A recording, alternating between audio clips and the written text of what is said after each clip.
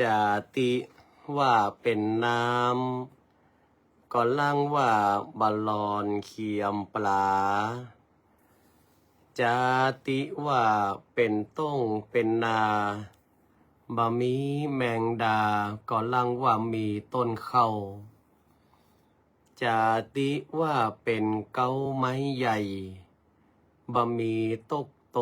ก็ลังว่ามีนกเกาเกิดเป็นคนเฮาแล้วบ่มีสินธรรมพระเจ้าคนเท่าเปิ้นจังพระมาดดูแควนเจริญปอนเจริญโชคเจริญชัยเจริญมั่งเจริญมีเจริญสรีสวัสดีกับตันสาธุชนคนดีFC รายการทุกท่านมาพระมาแล้วหนาญาติโยมศรัทธามาฟังพระครูวิโรจน์ยาพรกับรายการธรรมะนึ่งกำลังใจสไตล์ล้านนาโดยอาตมาพระครูวิโรจน์ยาพรกราบไหว้สาหลวงพ่อท่านพระครูจันทสรการหลวงพ่อครูบาอาจารย์วัดตงหมื่นน้อยองค์ธรรมกถึกระบำมาสีระบำกุมารบันระบำมหาจาตุแห่งล้านนานคร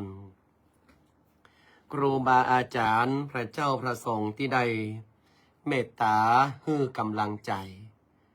วันนี้ก็เป็นแถมวันหนึ่งที่อาตมาภาพนั้นได้นำรายการมาอู้จ๋าพบปะกับบรรดาสาธุชนทุกท่านหลายๆคนก็ฮื้อความเป็นห่วงเป็นใยโดยเฉพาะครูบาอาจารย์พระเจ้าพระสงฆ์ในคณะนี้ก็ถามว่าอาการก็ดีขึ้นกว่าเดิมเล็กน้อยเนาะแต่ก็พอมีซุ้มเสียงที่จะอู้เอ่ยที่จะเทศนาธรรมตามได้รับดีกาอาราธนามาวันนี้ก็ได้รับดีกาจากอำเภอดอยสะเก็ดแถมหนึ่งวัดป่าแงะตำบลตลาดขวัญได้นิมนต์ไปเทศน์ธรรมสัญจรในเดือนกันยายนพี่น้องตำบลตลาดขวัญก็ไปฟังกันได้เนอที่วัดป่าแงะตำบลตลาดขวัญอำเภอดอยสะเก็ดจังหวัดเชียงใหม่ส่วนในวันพรุ่งนี้อาตมาภาพก็จะเดินทางไปเทศนาธรรมในโครงการธรรมสัญจรของคณะสงฆ์คณะศรัทธาตำบลป่าซางที่วัดฉางเข้าน้อยเหนืออำเภอป่าซางจังหวัดลำพูนแล้ววันพรุ่งนี้ก็เป็นวันพระวันศีลโตยศรัทธาญาติโยมดังที่ว่าอาตมาภาพนั้นสามารถที่จะวางธุระในเรื่องการเผยแผ่ได้อย่าง100%ส่วนหนึ่งก็เป็นภาระหน้าที่ที่อาตมาภาพนั้นมีความรักในการเผยแผ่แถมส่วนหนึ่งนั้นก็ได้ปัจจัยจากการไปเผยแผ่เทศนาธรรมเนี่ยเอามาอุปถัมภ์พระสงฆ์องค์สามเณรทั้งจังหันเช้าภัตตาหารเพลรวมไปถึงในเรื่องของการเดินเดินตางไปเล่าเรียนศึกษาแล้วแถมประการหนึ่งก็ได้ดูแลบุพการีบิดามารดาโดยอาตมาภาพก็จะใช้ปัจจัยส่วนตัวเนี่ยในการที่เอาใจใส่ในหน้าที่ที่ได้รับผิดชอบโดยมาได้ยุ่งเกี่ยวกับเงินวัดเงินวาแต่อย่างใดสตังวัดโบสถ์น้ำดิบนั้นมีผู้ที่มีอำนาจเซ็นจ่ายอยู่4 คนศรัทธาญาติโยมแล้วอาตมาภาพเนี่ยเป็นเจ้าอาวาสตามกฎหมายตามข้อบัญญัติก็ต้องมีหน้าที่เซ็นอยู่แล้วแต่ตั้งแต่อาตมาภาพมาเป็นเจ้าอาวาสบักเกย ที่จะไปเบิกเงินเองจะฮื้อไวยาวัจกรหรือว่าแก่วัดแล้วก็ผู้ใหญ่บ้านและกรรมการเปิ้นไปเบิกแล้วก็ใช้จ่ายตามความเป็นจริงมีการทำเอกสารรายรับรายจ่ายแล้วก็อันใดที่เป็นรายจ่ายของทางวัดอาตมาภาพก็มีการบันทึกข้อความไปหาไวยาวัจกรว่าวัดนั้นจะได้จ่ายอะไรบ้างเป็นจำนวนเท่าไหร่ฉะนั้นศรัทธาญาติโยมฮื้อสบายใจไว้เลยว่าอาตมาภาพกับเงินวัดเงินวานี่มาได้ยุ่งเกี่ยวกันที่ใจจ่ายกู้วันนี้ก็เป็นเงินที่ได้จากการเผยแผ่เทศนาธรรมแล้วก็เป็นเงินที่ศรัทธาญาติโยมได้ร่วมทำบุญอุปถัมภ์ในการดำรงธาตุขันธ์ของอาตมาภาพเนาะอันเนี้ยก็เป็นการที่ป้องกันตัวเองบ่ฮื้อเฮานั้นไปยุ่งเกี่ยวกับเงินวัดเงินวาศรัทธาญาติโยมอาตมาภาพนี้บอกกรรมการตลอดว่าเงินวัดเงินวาก็ฮื้อใจกับวัดกับวาการน้ำกับไฟบำรุงซ่อมแซมก่อสร้างต่างๆดังนั้นวัดบทน้ำดิบเนี่ยจึงมีการเปลี่ยนแปลงไปตลอดเวลามาเชื่อถามคุณแม่วรรณภาเกียรติเจริญแม่เลี้ยงเมืองแป่ฮันเตอร์มาทุกครั้งวัดบทน้ำดิบก็มีการเปลี่ยนแปลงไปตลอดเพราะอาตมาภาพแยกแยะแล้วก็ทำการรับจ่ายอย่างถูกต้องฉะนั้นศรัทธาญาติโยมสบายใจเนอะวันนี้เป็นวันแม่ศรัทธาญาติโยมอาตมาภาพก็ถือโอกาสเป็นตัวแทนของลูกหลานเนาะบางคนก็ลูกหลานมาได้อยู่ตัวบางคนก็ลูกหลานอยู่ไกลก็แสดงความรักเนื่องในวันแม่แห่งชาติด้วยบทกลอนที่ว่าพระคุณแม่ยิ่งใหญ่ในชีวิตเฝ้าสั่งสอนอบรมบ่มนิสัยคอยอบอุ้มคุ้มครองด้วยห่วงใยมอบหัวใจให้ลูกทุกคืนวันแม้เหนื่อยยากเพียงใดบอกเกยบ่นยอมอดทนเพื่อลูกสุขสร้างสรรค์หยาดน้ำตาแม่หลั่งอยู่ทุกวันเพื่อให้ลูกก้าวผ่านความทุกข์ภัย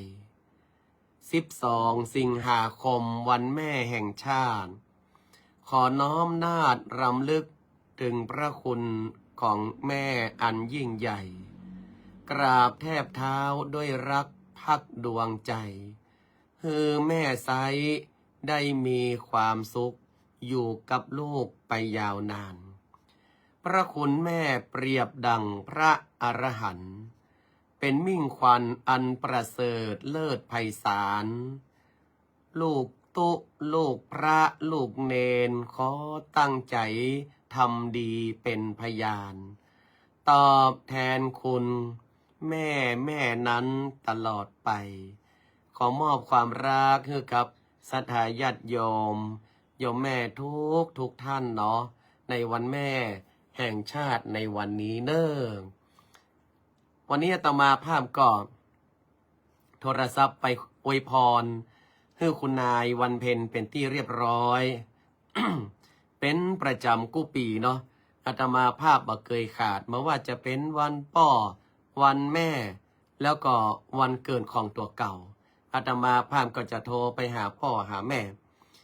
แล้วก็บอกให้ลูกพระลูกเนนว่าใครที่ยังมีพ่อมีแม่อยู่เนี่ยให้มันโทรไปโอ้ให้มันโทรไปจ๋า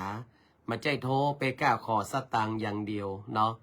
วันนี้ก็ลูกพระลูกเนนหลายตนก็โทรไปบอกรักแม่บางตนก็เขินอาย เพราะว่าวัยรุ่นบัดเดียวเนี้ยน้อยเนาะที่จะไปกอดแล้วก็บอกฮักแม่เนาะแต่เขาก็ทำละเนาะอาตมาภาพก็ได้ยินเสียงของคนเป็นแม่ที่เพิ่นรับปลายสายก็มีความดีอกดีใจอันนี้ก็ถือว่าเป็นสิ่งที่ดีในหน้าที่ที่ลูกควรกระท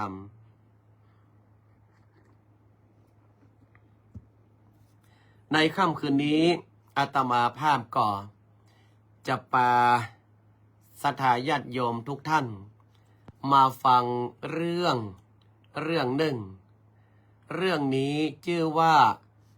กุมภกะเศรษฐีเศรษฐีชื่อว่ากุมภกะ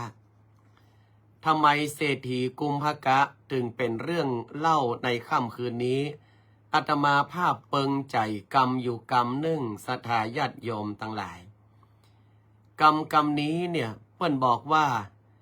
แม้นว่าเราไม่มีทรัพย์แต่เราดำเนินชีวิตอยู่ได้ด้วยธรรมหมายความว่าใดหมายความว่าถึงแม้ว่าเรามาได้มีทรัพย์สินร่ำรวยหรือว่ามีเงินทองกองก่อแต่เราสามารถดำรงชีวิตของเฮานั้นน่ะมีความสุขได้ด้วยธรรมอาตมาภาพมาเกิดนะว่าคนเฮาบัดเดียวเนี่ย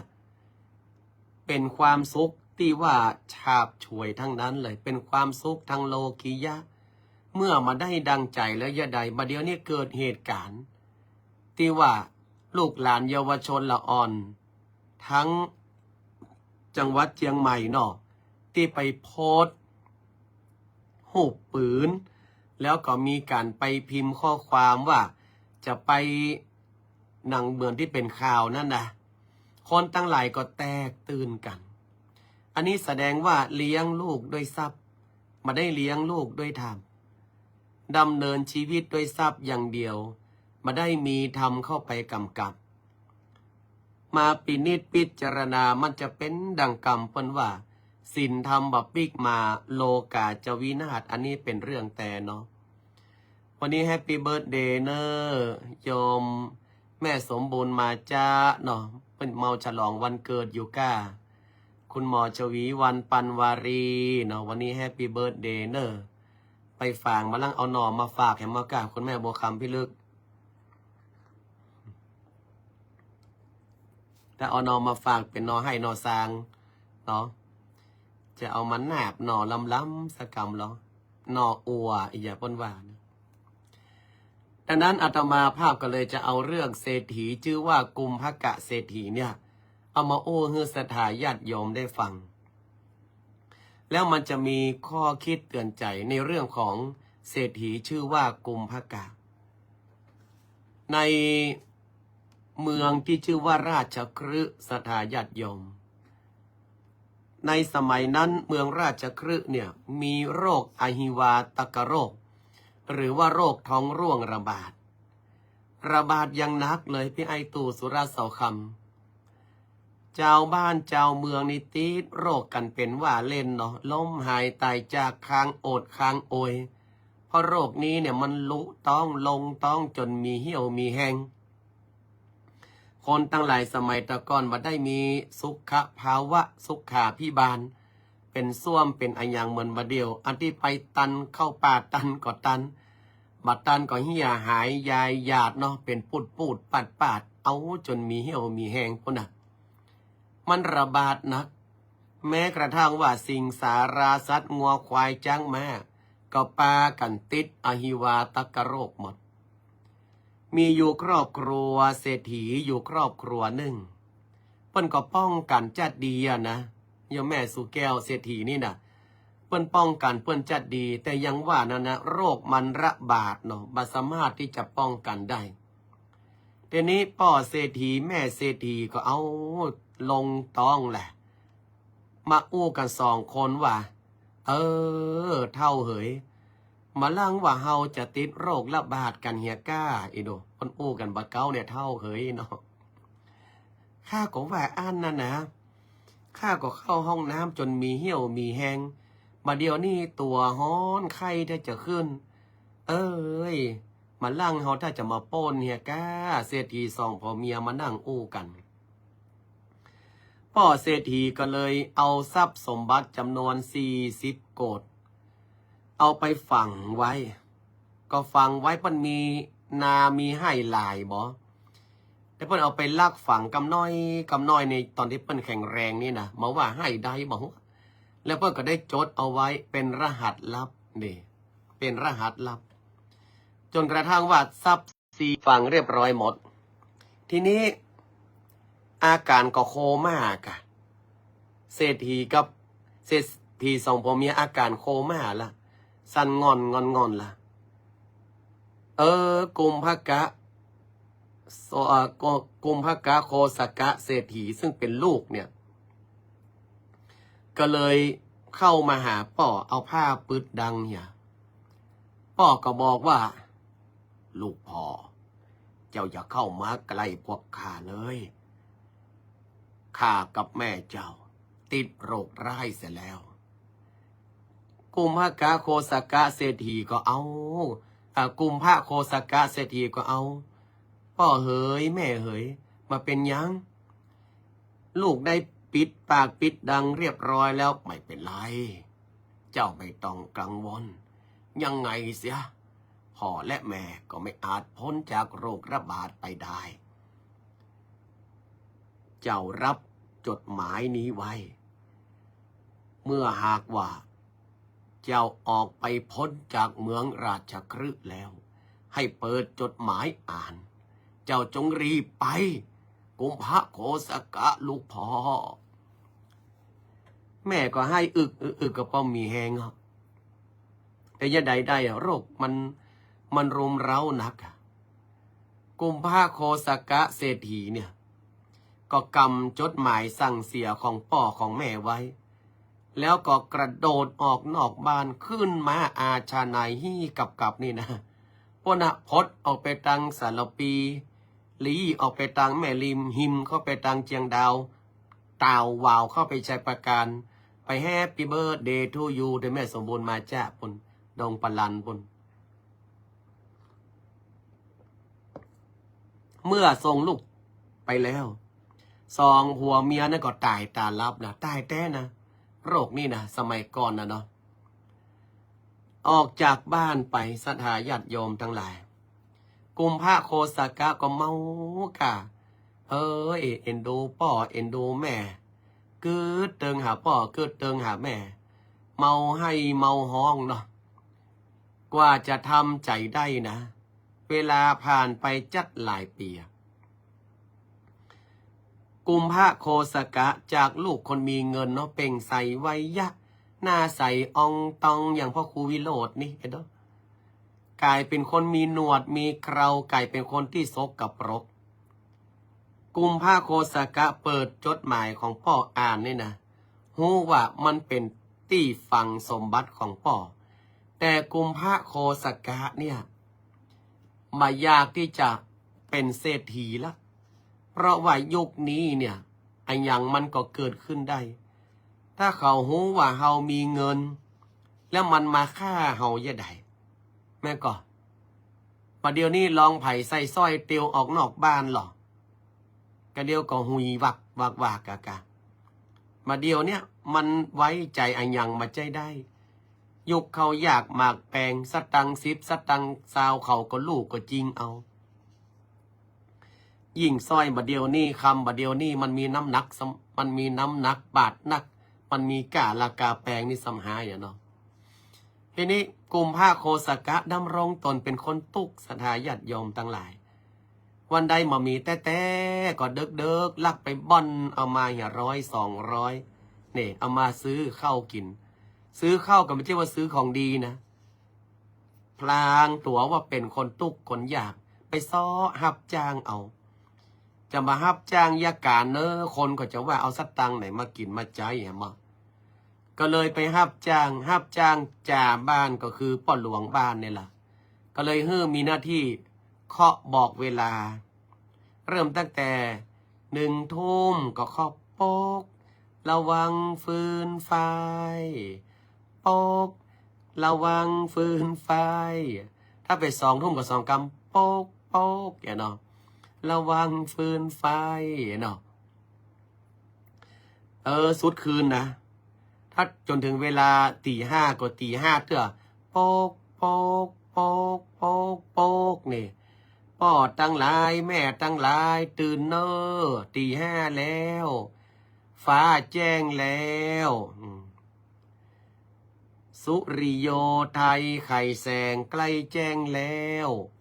ฝูงวีหกร้องเจ้ยเจ้วเสน่หามุ่งอาหารทยานไปในนภา โมปักษายังขยันมันหากิน ลูกเนอปอเนออันนี้หน้าที่ของกุมภะโคสกะกุเจ้ากุเจ้าได้วันกี่บาทสถาญาติโยมได้วันละ20 บาทในสมัยนั้นเนาะได้วันละ20 บาทเพื่อก็จ้างตีเคาะบอกเวลาอยู่มาวันหนึ่ง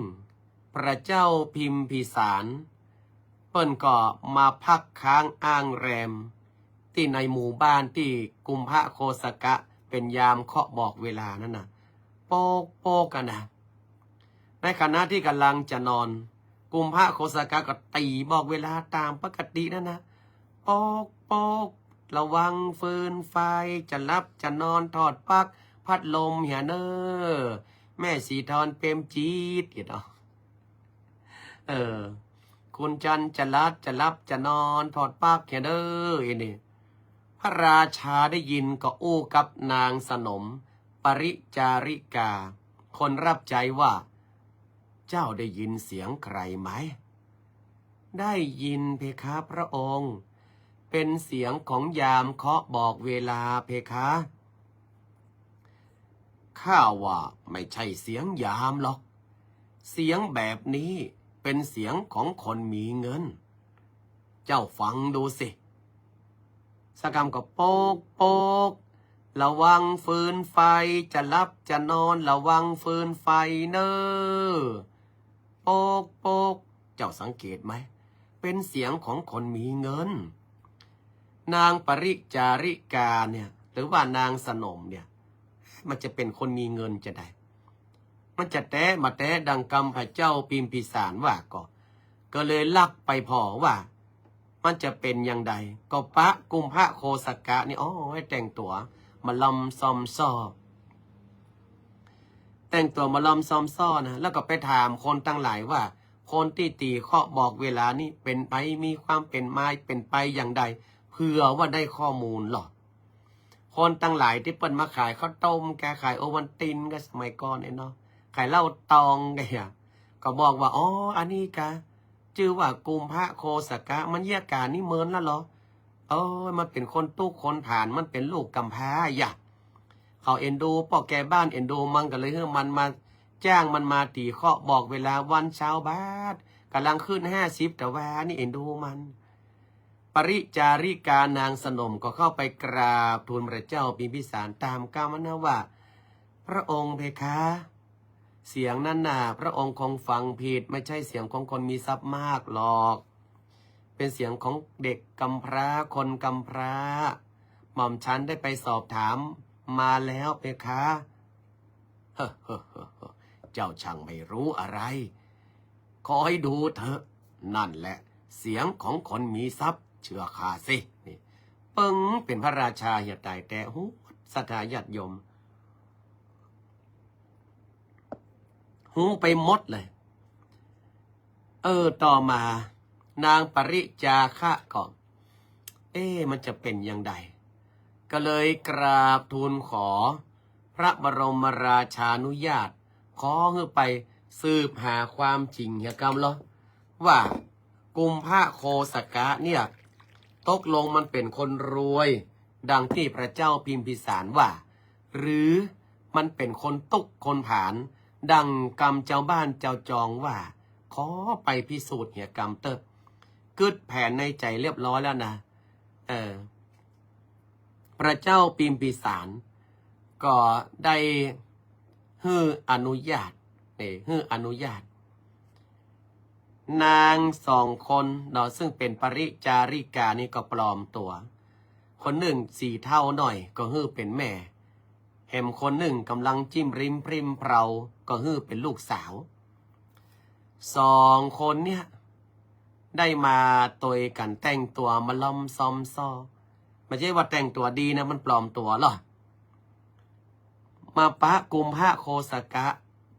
แม่ก็คนที่เป็นเท่าเป็นแม่นั่นนะบอกว่าน้อยอีแม่กับลูกอีแม่ก็เป็นคนตุกคนยากเป็นคนยากจนคนผาน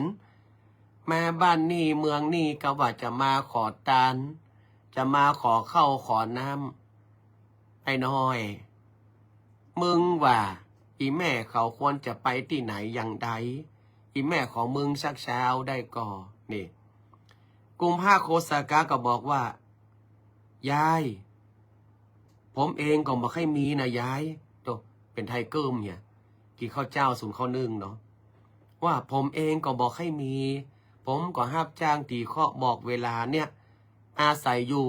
บ้านป่อแก่บ้านหั่นป่อหลวงบ้านหั่นเปิ้นเอาวันปืนกับล่างให้ผมอยู่ผมก็มาเจ้าว่ามีบ้านมีจองผมมามีสตังค์โอ้ยหน่อยเอ้ยเอ็นดูอีแม่ก็เตอะลูกอีแม่ก็ยังสาวยังแซ่จะไปไหนไกลก็เป็นเอ็นดูมันแม่เขาก็ยากกินข้าวกินน้ำพอมืดพอค่ำแล้วมันจะไปพักผ่อนนอนที่ไหนไอ้น้อยเจ้ามาช่วยอีแม่เขาถึงมีที่ไปโอ้จะไปให้โอ้จะไปให้เอาอีเดี๋ยวผมจะไปอู้พ่อแกบ้านนอ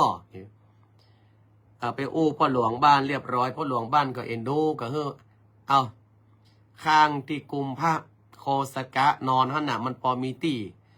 เอาอย่างมากั้นเหี่ยไปแล้วก็เฮ้อพักโดยการหั่นก่อนนะแล้วเมื่อเจ้าก็ว่ากันทำไมอย่างใดก็ตามเดี๋ยวอีป้อก็จะไปถามท่านพระครูวิรกิจสถาพร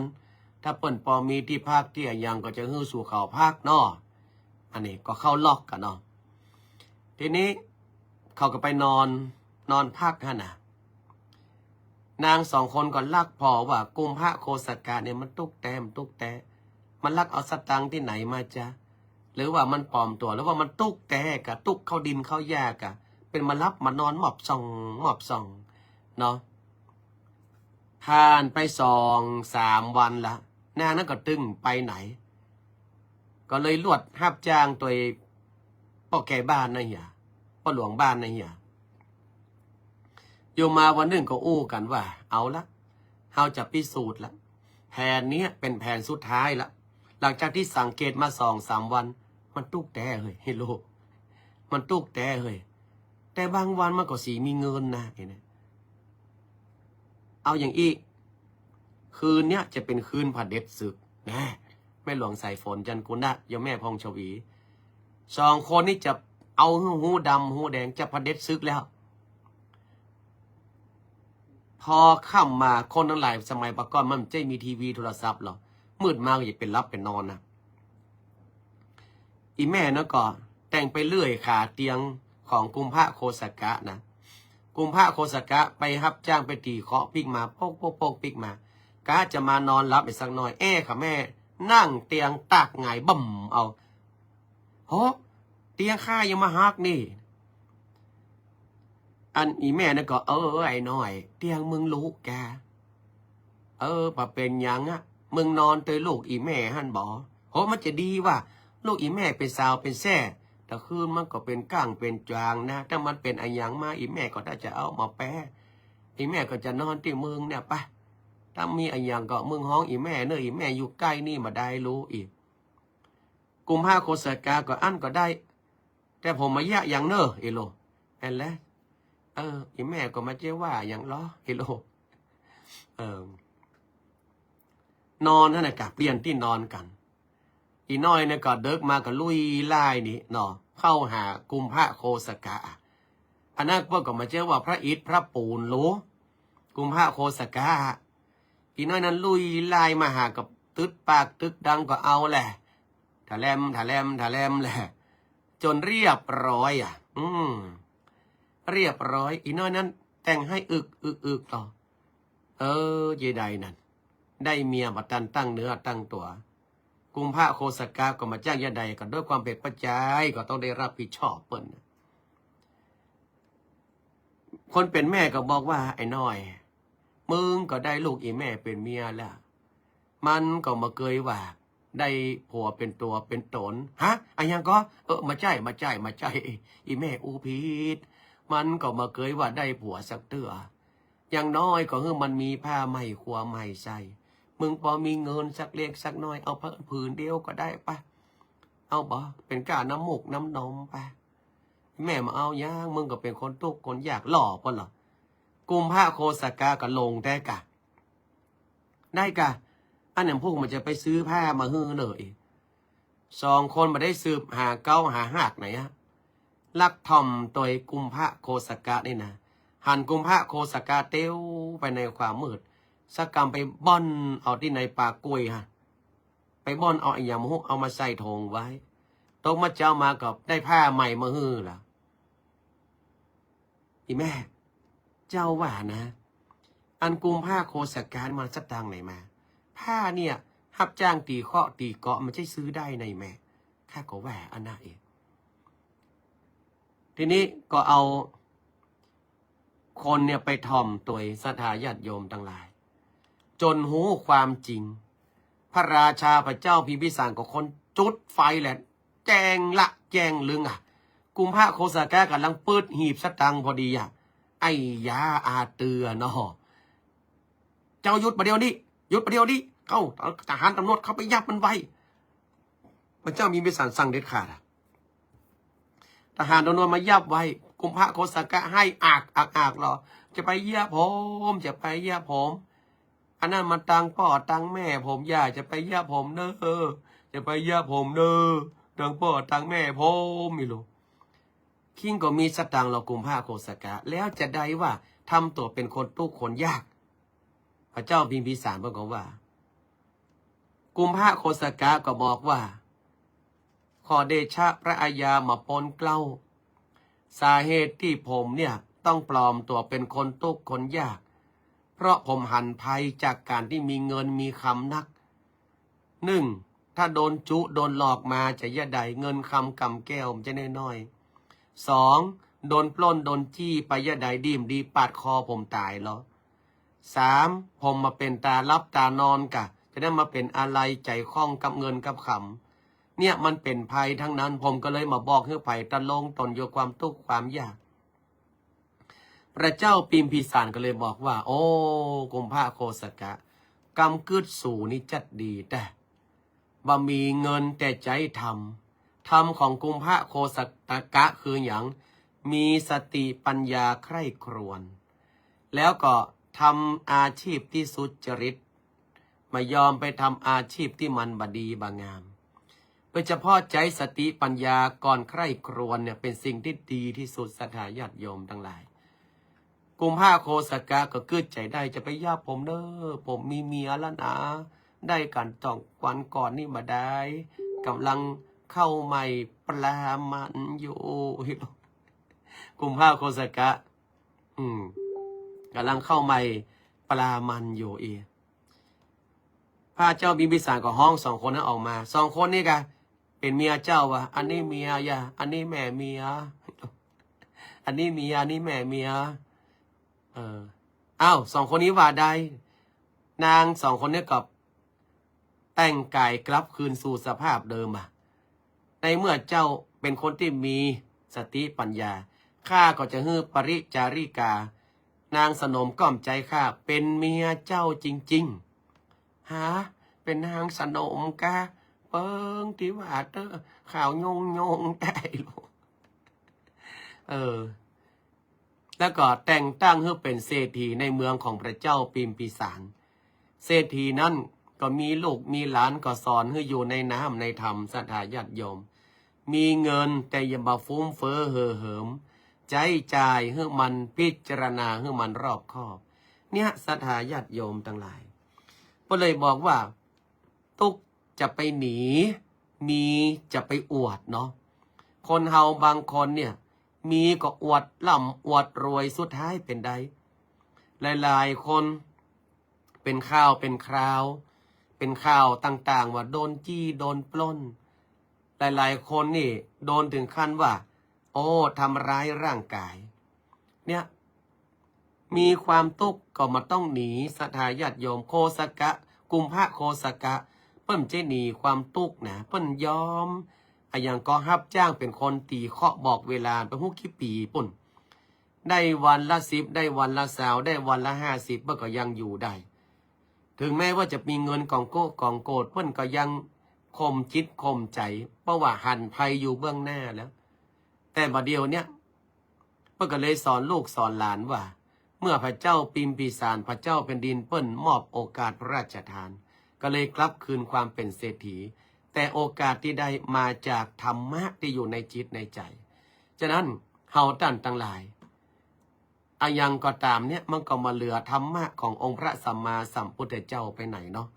ถ้าเราเอาธรรมะเข้าสู่จิตสู่ใจแล้วเฮาจะมีเงินหรือบ่มีเงินมันก็บ่สำคัญที่ว่าเฮาเลี้ยงชีพด้วยธรรมหรือเปล่าถ้าเราเลี้ยงชีพได้ด้วยธรรมเราก็จะมีความสุขเหมือนกุมภะโคสกะเศรษฐีนั่นเอง